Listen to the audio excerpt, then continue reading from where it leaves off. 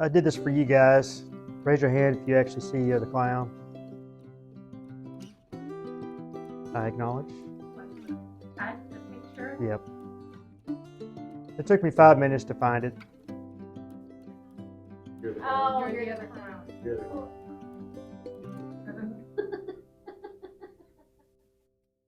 Hey, it took me 5 minutes. I was like crossing my eyes, trying to figure it out, and I was like, okay, I get it. Moving on. Sometimes I have to read the comments to figure it out. There you go.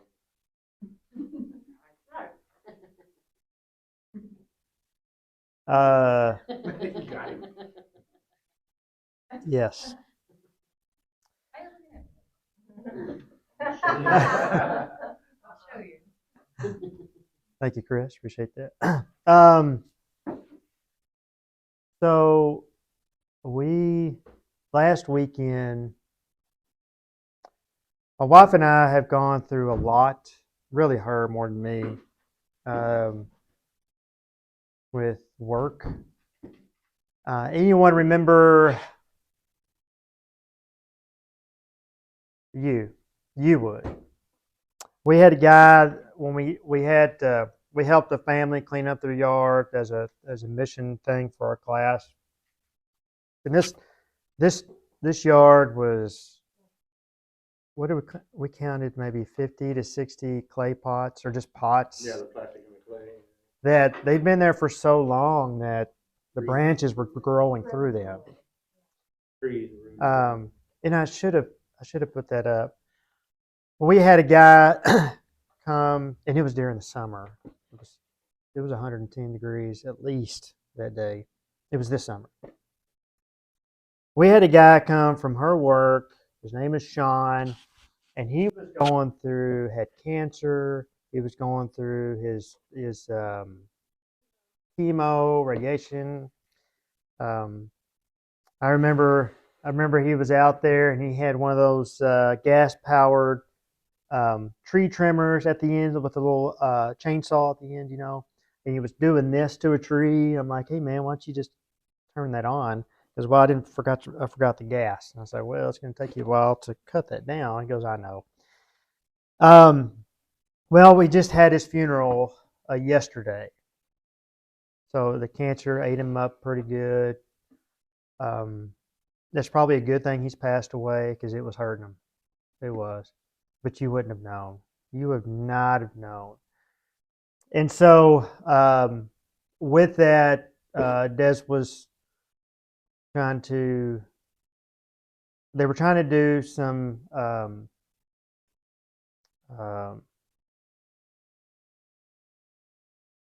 fundraisers to help with medical bills. And it got to the point where I said, you just got to stop because he's not dead yet. Let the family enjoy their time with him. And I think she made one person mad trying to. Anyway, it's a long story in itself. You learn a lot about people during when other people die. You learn people's people, who is really invested and who is just going through the grief of a friend and a peer, and then people wanting to help, and other people having other, and then having to plan the whole entire service. And he was like, "We're gonna go out of town." Yeah, I told her it was our anniversary weekend, and I told her that Wednesday or Tuesday. I said, "Yeah, I'm taking you out of town. We're gonna go spend time together." And she said, "Where?" I said, "Don't worry about it. This is me planning, not you." Yeah, don't worry about it until you start working. Yes. And I purposefully had a place. It's this place right here that it was close to my parents. My parents live in they live in Fairfield, which is 30 minutes from Corsicana on I-45. It's a halfway distance between here and Houston. So I found a place close by that we can just. It was like 30 minutes away from my parents because I didn't want to travel far away and have to check out early and to go pick up the kids and take them home. And then it's kind of like getting a massage and you get stressed out as soon as you're done. I didn't want that to happen. So I got this place here. It was really nice. It was about the size of an apartment. That's what I wanted. I didn't want something large. I didn't want something that was overwhelming. I even tried to make it kind of romantic. I won't go into details, but I got these Halloween tiki lamps that are, they're battery operated. You take the thing out and you just lay it there, and so I had them throughout this house. It was kind of cool. But and then on Sunday morning, we actually sat in front with those two chairs, and I actually opened up the Bible, and we had the same lesson as John did last Sunday, and I wanted to listen to my wife. I wanted to hear her. It's usually me up here teaching, but it wasn't a very big place. It wasn't very big, but it was a cool place that if we ever wanted to go far away, it's all secluded. So if you see that fence up top in the back, it's about 8 to 10 foot. I think it's really 8 foot here. It's all gated. It's all fenced in. You see how it's all goes wrap around. This place is way back here, and then he's got these 3 cabins here, and it's all open field here. So if we ever wanted to, as a class, do something where we don't have to worry about our kids running off into the streets and a lot of traffic going through, we have this option. And I want y'all to think about that. I know some of you are not campers. Do what? Bring yours. But that's not We camping. could set up a time for those that. I did see that it does fit our camper, so we do have a fifth wheel that we. So, isn't it? It's for sale, but it's been for sale for a long time, 'Cause I know and it's for Christine- sale. Christine shared it the other day. I was like, "Who's that?" She's like, "That's Colin." They're 8 campers. Yeah, it's because I want another one.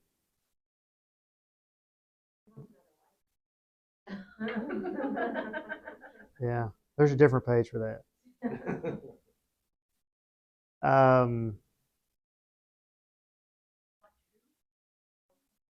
Wants to sell that one to get a. Oh, the problem with campers is like cars, and then you just drive it off the lot. Well, it depreciates, so. And you can finance campers forever, Yeah, and so it takes forever to pay them off. people just buy new campers. It's Like, they cheaper, sell a yeah, used camper. yeah. Unless you have dealt with campers before, I wouldn't recommend buying one unless you have someone that's close by that knows how to use them. Well, in the very beginning, you're excited, right? Oh, and then life happens, and you're like, oh, this, and Well, you should, but it's gone a long way. right? Yeah. Yeah, yeah. Well, it's so hot now. We've taken it to Colorado, to Tennessee, to New Mexico, to different places like that. It's gone a long way, but it's just a big toy. Anyway, that wasn't even what I wanted to talk about there. I just wanted to share this so when I send out these messages on Facebook or email, this is what I'm talking about for us to be able to do a camping trip as a class, something cool with kids. Having a cabin that you can rent out. If anyone has a camper, they can back up their camper to the same area, or in some spots you can put a tent up. So those are just things to think about. But on top of what Des was going on in her life, in our life, we're in the middle of trying to sell our house. We get a lot of traffic, but no offers. And what stinks is 2 houses down from us went up for sale. So now we have several houses for sale in our area. And my kids keep begging me to put up Halloween decorations now. And we have about 10 bins worth of Halloween decorations. So, there's just a lot going on. And so I apologize for not being here last week, but I just really had to take her out. I was hoping it was going to be out of cell phone service, but unfortunately he had a good Wi-Fi service there and we watched some movies. It was nice. It was really nice. Well, AT&T, their FirstNet, I needed to have the FirstNet mobile unit come out so they can have internet.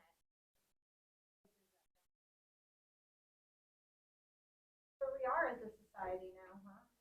We can't live without. Remember the days where we could go out and we didn't.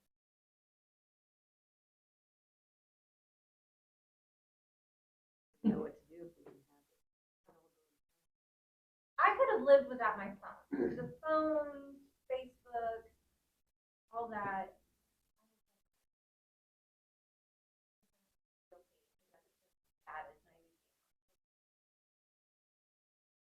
But the difference is you had the nice beaches over there too, growing up.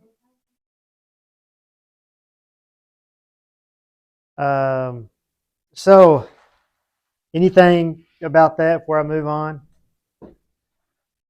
We're going to talk about Susan's favorite stuff. It is October. Not a head on a platter.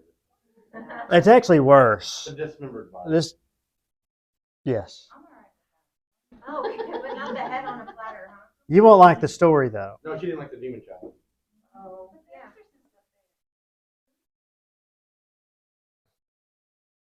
I did.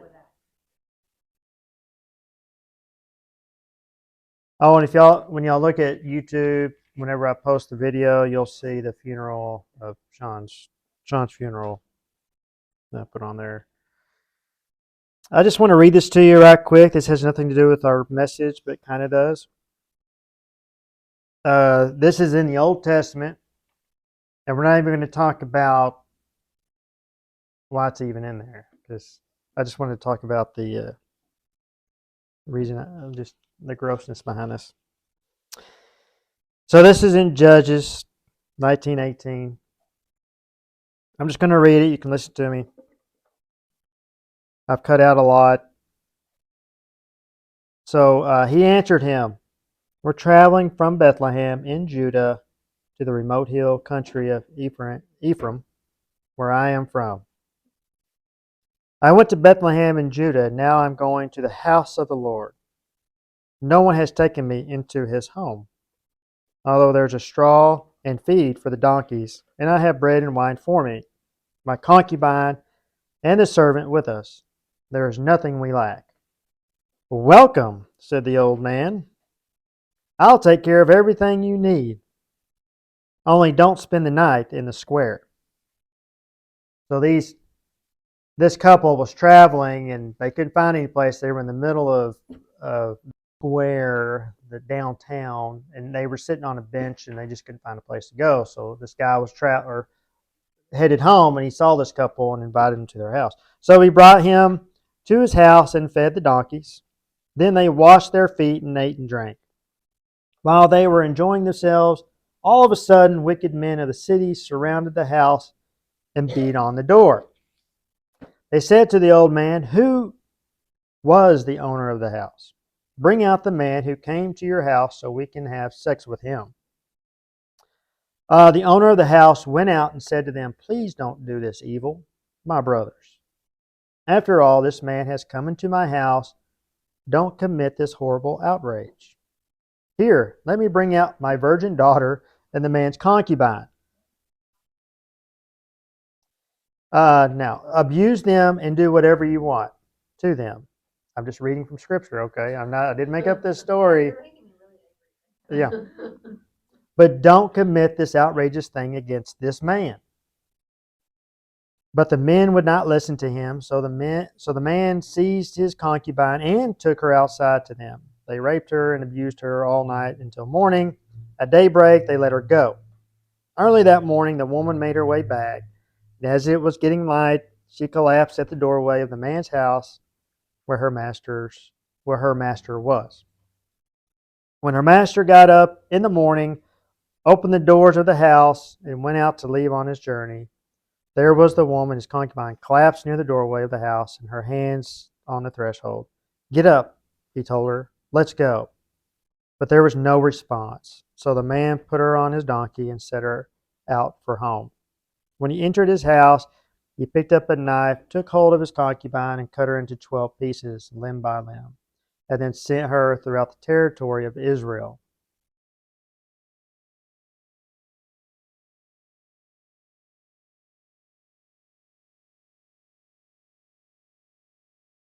Yeah.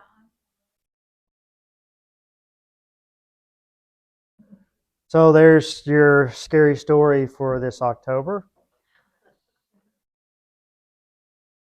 Should we continue with the second one? Probably not. Bears are eating up kids. There's a story behind that too. So I'll let that one go. But believe it or not, this stuff's in the Bible. I didn't make it up. You want to keep going, Susan? You want to hear this one? Now you're interested?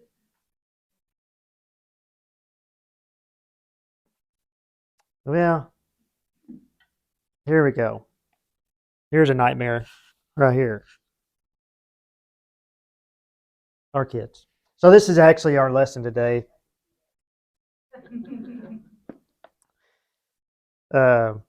It is amazing to know that these stories do exist in the Bible to that detail. And there's a lot more to that. Maybe one day I'll be able to finish out that story where there is a better ending to it. But not today. Congratulations.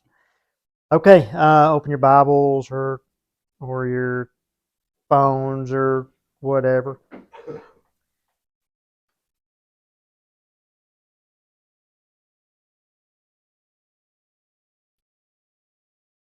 Today we're going to do Mark 9:14.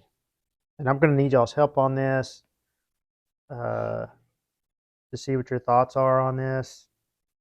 This is kind of part of it, but there's more to it. This is another scary story-ish, but has a good ending. So let me read the whole spiel here. Mark 9, verse 14 to 29.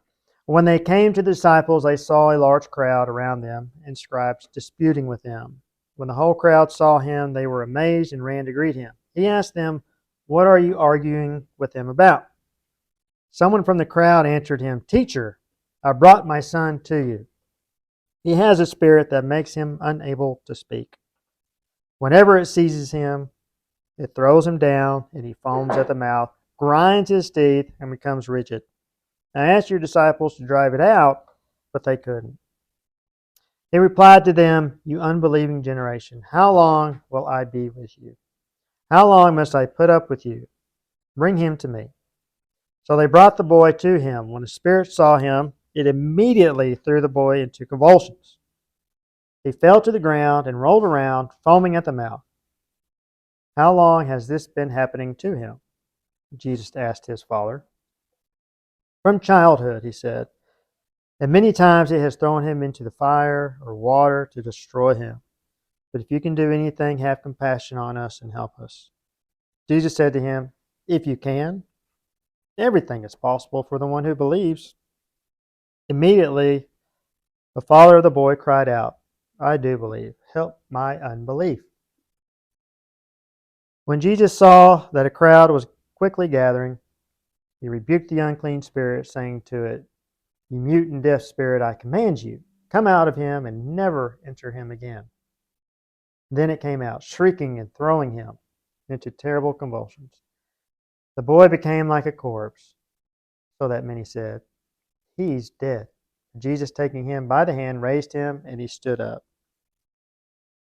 after he had gone into the house, his disciples asked him privately, "Why couldn't we drive it out?" And he told them, "This kind can come out by nothing but prayer." And think about that verse 29, which is very important. At least it touched me the most. And of course, being the last verse, that'll be the last thing we touch on. But so what has happened here? We're going into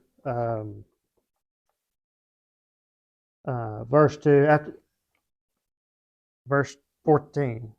When they came to the disciples, they saw a large crowd around them and scribes disputing with him.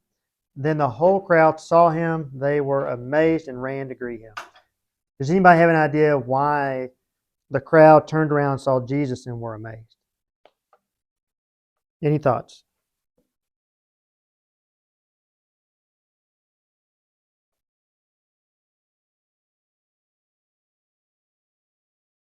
Nothing? I have a theory. So before, in the same chapter, before all this, there was a transfiguration. Have y'all heard that before? The pastor ever talked about the transfiguration? It's where Peter, James, and John, Jesus invited those three to go up to the mountain or hill, and those three saw where Jesus was almost ascended up, and they also saw Moses and Elijah. And so Jesus was glowing. And that's also when God said, this is my son, whom I'm well pleased. And so when they came down the mountain, he was still glowing, more than likely. That's my theory. And it kind of parallels to what happened in the Old Testament in Exodus. In Exodus is where Moses came down from the mount with the tablets, had met with God, and he came down. It even says in Scripture that he came down glowing too. So it's kind of parallel to that. So they were amazed. That's what they saw. He was still glowing. His robe was still glowing. But he quickly was like, he asked, "What are y'all?" He didn't say y'all. I don't think he's texting. This just came out. Sorry about that. What are you arguing with them about? So who's he talking to? The disciples. The disciples were arguing with the scribes. And so, do you think Jesus knew what they were arguing about? You think we knew what he was talking about? Why he asked them that question? Was it a rhetorical question? Probably. But he was mad. He didn't ask the scribes. He wasn't asking the crowd. He was asking his disciples, "What are you arguing about?" And that's why I had this picture up. How often do you say that to your kids? What are y'all arguing about this time? Quit arguing. I think I've said that a dozen times this week to my littles. Yeah. What are you arguing about? And then when you ask my son, man, my youngest son, he just kind of, man, you can say squirrel, and it's like, son, come back here. What are we talking about? I don't know anymore. He doesn't know. He forgets what he argues about, but he loves to tattle. They love to tattle on each other. So, what are you arguing with them about? I get mad in my profession. I'm in schools now, but when I was on patrol, we had officers talk to these people that need our help, would argue with people. Why are you arguing with people? Don't argue with them. Just tell them the facts and let's move on. It happens a lot. And now we got to tell the officer, you just need to leave, back out, and let me just help these people. Because we're not getting anywhere when we're arguing, especially most of them were domestics where one party was drunk. You just can't argue with drunks. It just doesn't happen. But I related this a lot with kids, with our kids. So I think Jesus really saw his disciples as his kids. What are you arguing about? But it took someone else from the crowd. I think about, because he says, someone from the crowd and answered him. So if y'all know Dwayne and Natalie Darnquist, their youngest, or their youngest, Hazel, they all go to the same school with my youngest two. And they're quick to tell me what trouble she got into. Ooh, she got her book written. I mean, my youngest son's not even in the same class as her, and he tells me. So it took someone else from the crowd answered, "Teacher, I brought my son to you. He has a spirit that makes him unable to speak. Whenever it seizes him, it throws him down, and he foams at the mouth, grinds his teeth, and becomes rigid. I asked your disciples to drive it out, but they couldn't." And he just replied to them, "You unbelieving generation, how long will I be with you?" And what's he talking about there? He's trying to teach these people something, his disciples something, before he has to leave. So what is he talking about? He's talking about before he dies on the cross, right? How long must I put up with you? You ever have that moments with your spouse, your kids, your parents, friends? Like, how long must I put up with you? And that's it. Yeah. I can go into that, but I'm not, unless someone else does. I can't say it, but I'm that way with my kids every day. Drive me nuts. This is bad, but I feel that way when my daughter Saturday or she will Oh, wow. and it's like, okay, do you want to stay?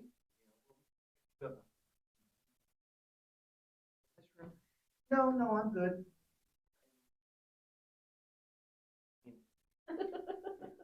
I know she's young, but midnight. Yeah. Time for something to happen, and Oh, that's man needs to go bed.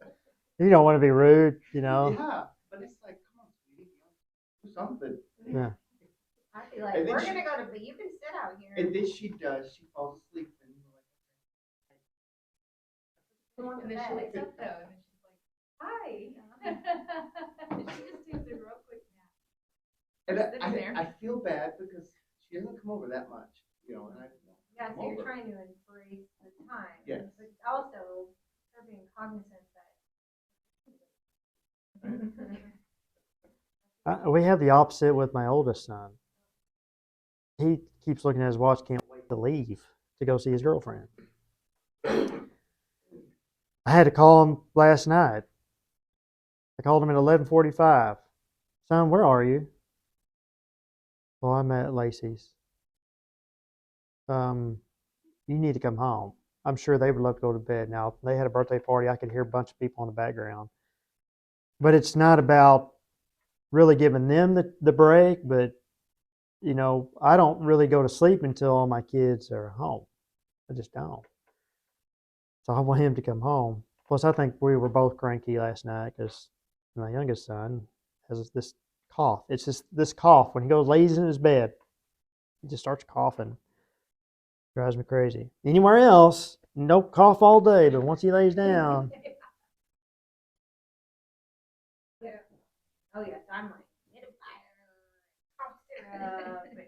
bottle of I mean, that water. humidifier is like aimed where it just. It's like right at it. I was like, I'd be. Don't you dare turn this fan on. I'm just either. coughing to see that thing happen. You know. And then you wake, like he has these coughing fits in the middle of the night, so you go in to wake him up and have him like drink some water, drink some medicine.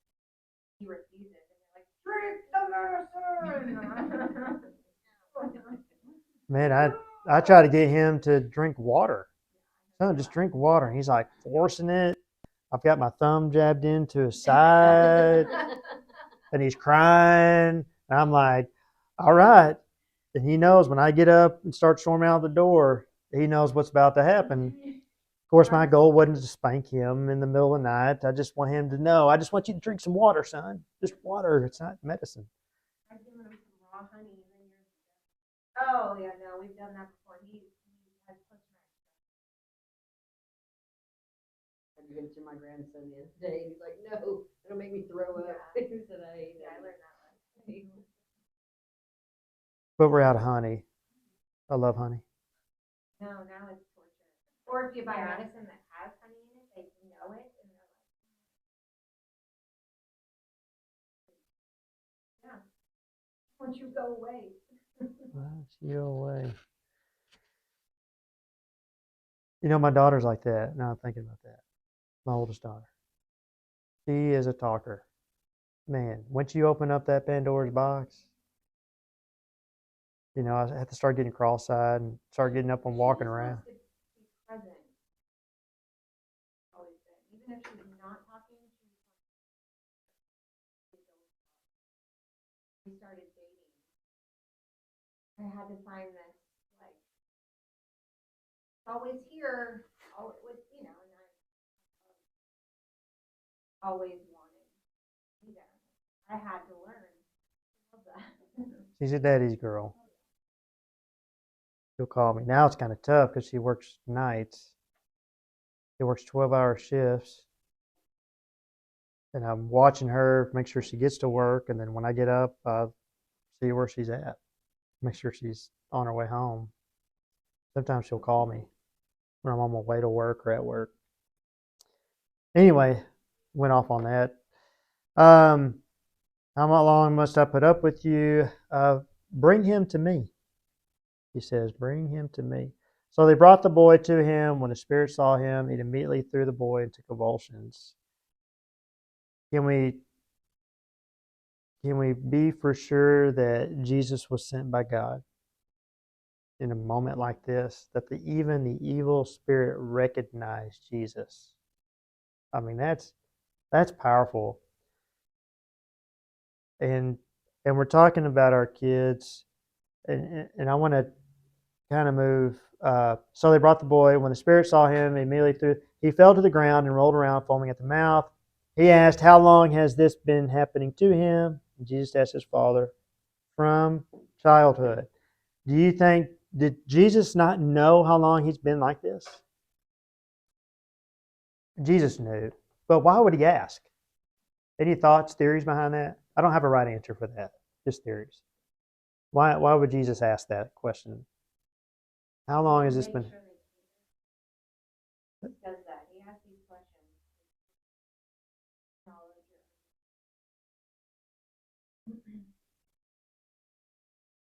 Possibly there was a huge crowd, so they would understand that this isn't just a trick, that he just didn't show up like this. He just had it for a long time. I don't know. Those are all good theories. I think they're really good theories. So he said from childhood, and he said, and many times it has thrown him into the fire or water to destroy him. You know, this father more than likely was a fisherman. And I don't know where the mother is here. It doesn't talk about the mother, but this is a father who 24/7 has to be here for his son. I can't imagine that you're on the boat trying to fish, then all of a sudden your son jumps off into the water, and now he's having to focus on his son. Go help him. Or if it's cold out, they have a fire, and the the demons trying to throw him into the fire and kill him. It's got to be a tough job. There are stories and stories of calls I've gone to where the father leaves the relationship because they no longer want to deal with the child. Stories and stories of the boyfriend hurting the girlfriend's child. I don't want to go into detail of that. Y'all know. Y'all hear it. It's sad.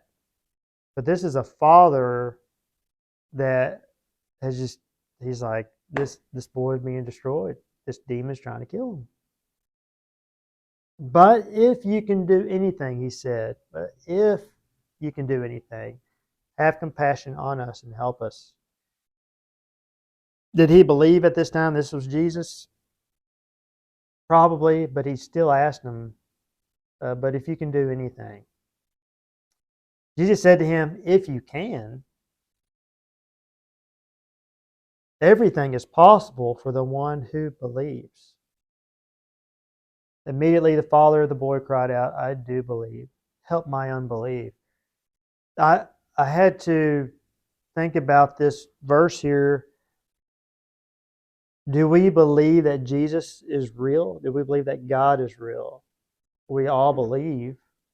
At least I hope all of you believe.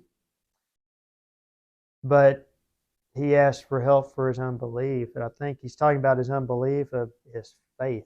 Help me with my faith. I know I'm in the same boat as this guy. Sometimes, actually a lot of times, my faith wavers quite a bit. And sometimes I think of it as a magic trick. Like last night, my son coughing at 11:45. Son, Jesus, God, I believe you'll take this cough away from him. Thank you in the name of Jesus. I have a lot of faith, and I'll walk away. Like, yeah, it's not going to go away. It's like, wow, so much for saying a prayer that I didn't believe in the first place. I'm telling on myself, okay. That was the truth. And then I called my son, my other son. I was angry. Son, get home. Anyway, so he said, I do believe, help my unbelief. When Jesus saw that the crowd was quickly gathering, he rebuked the unclean spirit. So Jesus didn't want people there to see his miracles only. He wanted the crowd to believe who he was and why he was there. They didn't want them to be there because of the things he can do. So when he saw this crowd coming, he's like, okay, unclean spirit, get out. The unclean spirit saying to it, you mute and deaf spirit, I command you, come out of him and never enter him again. So this could be a whole lesson here. Where did the spirit go? Where did this demon go? Did it just dissipate? That's a hard lesson. That's another lesson.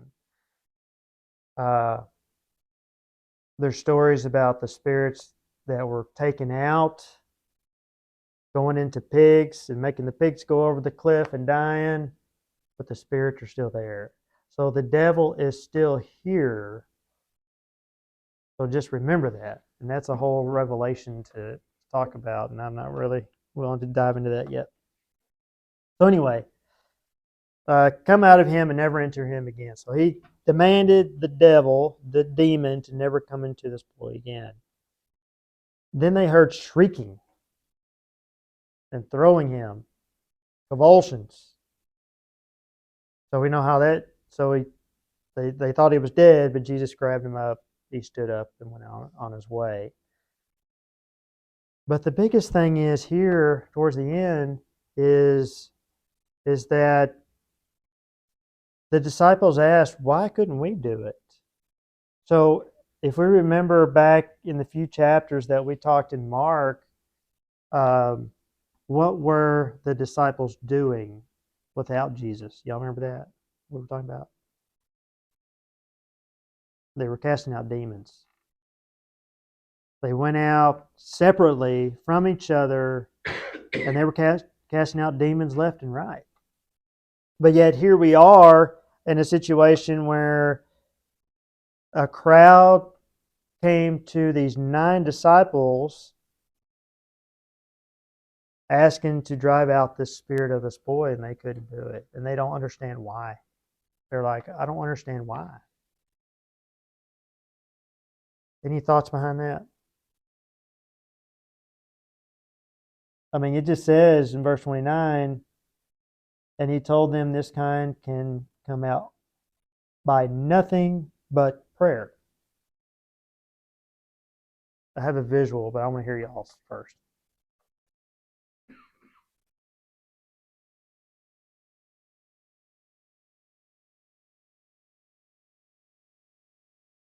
This kind can come out by nothing but spirit. Why couldn't the disciples do this after they had done it before? Any thoughts behind that?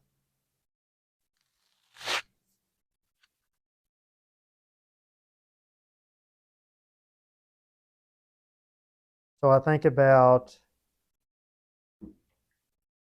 anyone, well, I think about a vacuum because we just bought one. I bought a vacuum.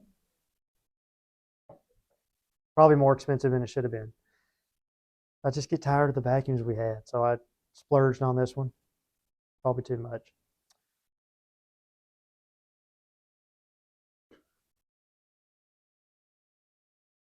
But if you take that vacuum, sounds like a good argument. I'll move on. But if I took this vacuum and just started, going, just walking around with it, is it going to work? It has the power to work, but it's just not going to work until you what? Plug it in. That's what I think here. I think the disciples were so on a high from casting out demons that they forgot who it actually comes from, where the power comes from. And so when I went into my son's room last night, this is how I acted, was come out, you cough, you demon cough, come out. But I didn't ask God to heal my son. I just didn't. And that in itself was a sin because I thought I was righteous enough to do that, and I'm not at all. I didn't plug in my vacuum per se, based on my yeah. So anything else on that? Anything?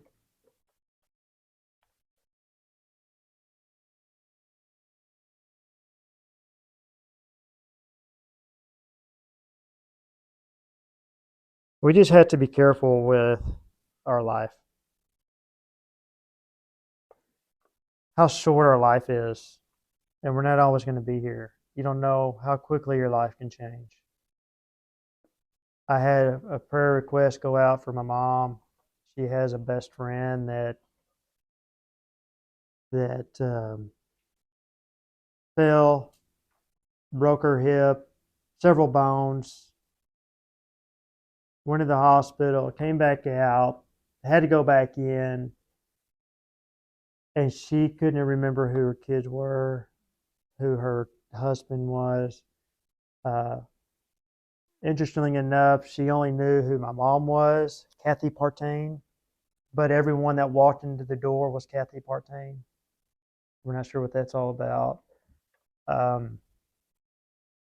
So they looked at a brain scan, a CT scan, not medical guy, but CT scan. Yeah. Within 45 days, she went from going to concerts and bluegrass concerts, traveling, seeing things, having a good time with family, to now she doesn't even recognize who walked in the door. And that's a tough thing. Very tough. So life is short. We're here to take care of each other. I think about Sean. Sean lived a long life. He was in his, I say a long life, he was in his mid 50s, but he spent a long time with cancer, and God gave him time. And then he was with hospice for a little bit, a week. So just think about things like that. We need to stay plugged in as much as possible. And if I had a mirror here, that was me. I just told you my sin last night, less than 24 hours ago. So, anything closing to that? Because this is what we look at if we don't plug in. Sorry, I had to bring that up. That's for you, Susan. Speaking of mirror. All right, let's pray and get out of here.